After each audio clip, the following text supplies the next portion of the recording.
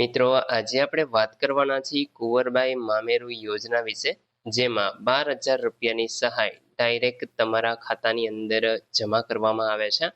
આમના online form કેવી રીતે ભરવા એના વિશે આજે આપણે આ વિડીયોની અંદર સંપૂર્ણ માહિતી આપવાના છીએ. તો વિડીયોને પૂરો જોવા વિનંતી. જો તમને વિડીયો ગમે તો લાઈક કરી દેજો, તમારા મિત્રો સુધી શેર કરજો અને ચેનલને સબસ્ક્રાઇબ કરી લેજો, જેથી આવી કોઈ પણ માહિતી આપ સુધી પહોંચતી રહે. ચાલો શરૂ કરીએ.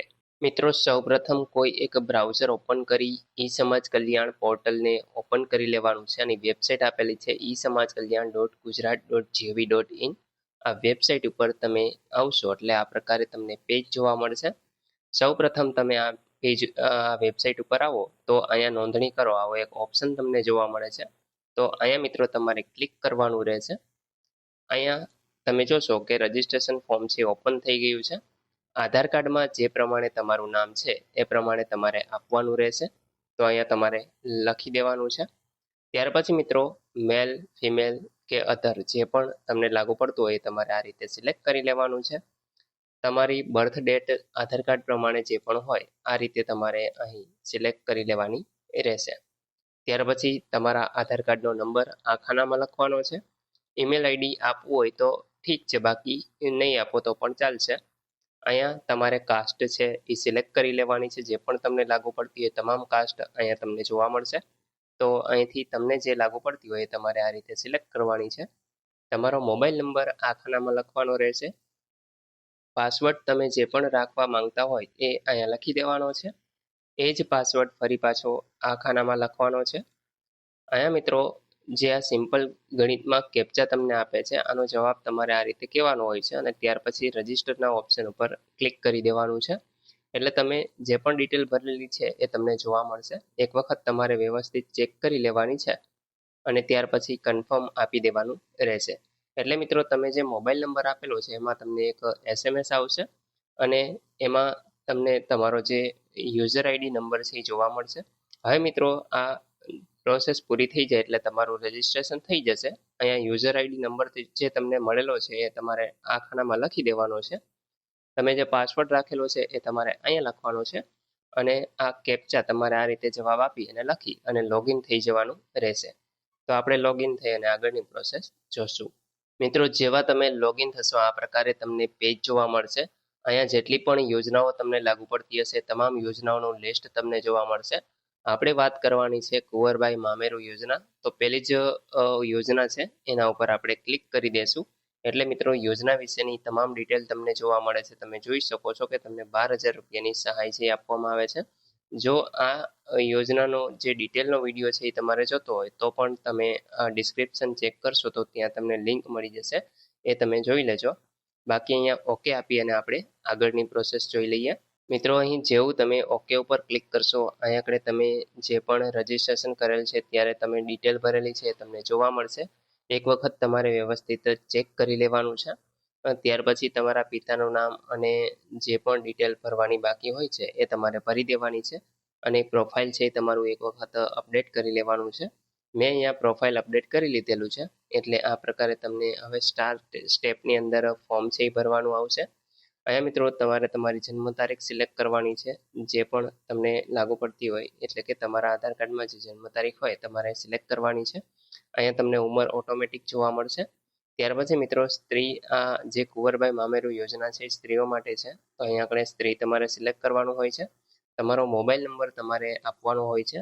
ત્યાર પછી મિત્રો અહીંયા આગળ રેશન કાર્ડનો નંબર આવશે અને મેમ્બર આઈડી નંબર આવશે. મેમ્બર આઈડી નંબર મિત્રો તમને રેશન કાર્ડના છેલ્લા પેજ ઉપર જે પણ સભ્ય હોય છે એમના નામની નીચે જોવા મળશે. તો એ નંબર તમારે આ ખાનામાં લખી દેવાનો છે. ત્યાર પછી અહીંયા આગળ ટીક માર્ક કરી દેવાનું છે. ત્યાર પછી મિત્રો તમે નીચે સ્ક્રોલ કરાવશો તો આ પ્રકારે તમે સમૂહ લગ્ન કરેલો હોય તો તમારે હા સિલેક્ટ કરવાનું છે, બાકી ના ઓપ્શન ઉપર સિલેક્ટ કરી આગળ વધવાનું રહેશે. અહીંયા મિત્રો તમારે તમારું એડ્રેસ છે એ આપવાનું છે, જેમાં જિલ્લો, ત્યાર પછી ગામનું નામ, તાલુકો સિલેક્ટ કરવાનો છે. ત્યાર પછી ગામનું નામ આવશે. અહીંયા આગળ મિત્રો અરજદારનું પૂરેપૂરું સરનામું છે એ લખવાનું છે. ત્યાર પછી પિનકોડ નંબર આવશે. અહીં મિત્રો તમારું કાયમી સરનામું અને હાલનું સરનામું બંને એક જ હોય તો આ ખાનાની અંદર તમારે ટીક માર્ક કરી અને સેવ એન્ડ નેક્સ્ટ કરી દેવાનું છે. જો અલગ અલગ હોય તો તમે અહીં આગળ ચેન્જ કરી અને ભરી પણ શકો છો. તો આપણે મિત્રો તમામ ડિટેલ ભરી અને આગળ વધીશું. ત્યાર પછી મિત્રો તમે જોઈ શકો છો કે અરજીની વિગત તમારે આપવાની છે. તો અહીં આપણે લગ્ન કર્યા તારીખ એટલે કે લગ્ન કઈ તારીખે તમે કરેલા છે તો એ તમારે આ રીતે સિલેક્ટ કરવાની હોય છે. એટલે તમારી ઉંમર છે અહીંયા તમને જોવા મળશે. હવે મિત્રો લગ્ન કરનાર કન્યાના બહેનોની સંખ્યા જેટલી પણ બહેનો હોય તો એ અહીં આપણે તમારે આપી દેવાનું છે. એક હોય તો એક અને બે હોય તો બે, આ રીતે. ત્યાર પછી લગ્ન કરનાર કન્યાના પિતાના આધાર કાર્ડનો નંબર છે અહીંયા લખવાનો હોય છે. ત્યાર પછી મિત્રો કન્યાના મા બાપના જે કુટુંબ છે એમની કુલ આવક અહીંયા આપણે વાર્ષિક આવક લખવાની હોય છે તો એ તમારે આ રીતે લખી દેવાની છે. ત્યાર પછી મિત્રો તમારે એડ્રેસ છે એ સિલેક્ટ કરી લેવાનું હોય છે. તો અહીંયાથી તમે આ રીતે એડ્રેસ છે એ સિલેક્ટ કરો છો, તમારો જિલ્લો. ત્યાર પછી આ રીતે તાલુકો તમારે સિલેક્ટ કરવાનો છે અને ગામનું નામ જે પણ તમે જગ્યાએ રહેતા હોય એ તમારે સિલેક્ટ કરી લેવાનું છે. અહીંયા એ રીતે તમારે પૂરેપૂરું એડ્રેસ આપવાનું છે. ત્યાર પછી પિનકોડ નંબર અહીંયા તમારે લખી દેવાનો છે. ત્યાર પછી મિત્રો યુવકનું પૂરેપૂરું નામ છે આ ખાનામાં લખવાનું છે. યુવકનો આધાર કાર્ડ નંબર આવશે, યુવકના પિતાનું નામ આવશે. અહીંયા યુવકની જાતિ છે એ તમારે સિલેક્ટ કરવાની હોય છે. યુવકની પેટા જાતિ તમારે અહીંથી સિલેક્ટ કરી લેવાની છે. યુવકની જન્મ તારીખ છે એ તમે અહીંથી સિલેક્ટ કરી શકો છો. જેમ કે અહીં આપણે તમે જોઈ શકશો કે આ રીતે જે પણ જન્મ તારીખ હોય એ તમારે આ રીતે સિલેક્ટ કરી લેવાની છે. ત્યાર પછી મિત્રો અહીંયા બેંકની ડિટેલ છે એ તમારે આપવાની હોય છે. તો બેંકનું નામ આવશે, અહીંયા શાખાનું નામ આવશે, આઈએફએસસી કોડ લખવાનો છે અને બેંક અકાઉન્ટનો નંબર લખી અને સેવ એન્ડ નેક્સ્ટ કરી દેવાનું રહેશે. ત્યાર પછી મિત્રો તમારે ડોક્યુમેન્ટ અપલોડ કરવાના હોય છે. ડોક્યુમેન્ટની સાઇઝ છે 1 MB અથવા તો એનાથી ઓછી હોવી જોઈએ. હવે મિત્રો અહીંયા એક બાંહેધરી પત્રક પણ અપલોડ કરવાનું છે. હું તમને સમજાવી દઉં પહેલાં કઈ રીતે તમારે ભરવાનું છે. તો અહીંયા જે પણ કન્યા છે એમના પિતાનું નામ છે એ લખી દેવાનું છે, એમની ઉંમર આવશે, જિલ્લો, તાલુકો અને ગામનું નામ છે અહીંયા લખવાનું છે. કુલ કેટલી કન્યાઓ છે એમાંથીને કઈ કન્યાના લગ્ન છે એ અહીંયા થાય છે એમનું નામ છે અહીંયા લખી દેવાનું છે. ત્યાર પછી કઈ તારીખે એમના લગ્ન થયા છે એ તારીખ તમારે અહીંયા લખી દેવાની છે. અહીંયા ફરી પાછું કન્યાનું નામ આવશે, એમના લગ્નની તારીખ આવશે, મૂળ ક્યાંના, તાલુકો અને જિલ્લો આ રીતે ભરી દેવાનું છે. અહીંયા જે તે સ્થળનું નામ તમારે લખી દેવાનું છે. તારીખ કઈ તારીખે તમે આ ભરો છો. અહીંયા કન્યાના પિતા અથવા તો વાલીની સાઇન ઉપર છે તમારે કરાવી લેવાની છે તમારા માતા પિતાની. ત્યાર પછી અહીંયા આપણે પૂરેપૂરું નામ આવશે, એમના આધાર કાર્ડનો નંબર છે એ લખી દેવાનો છે.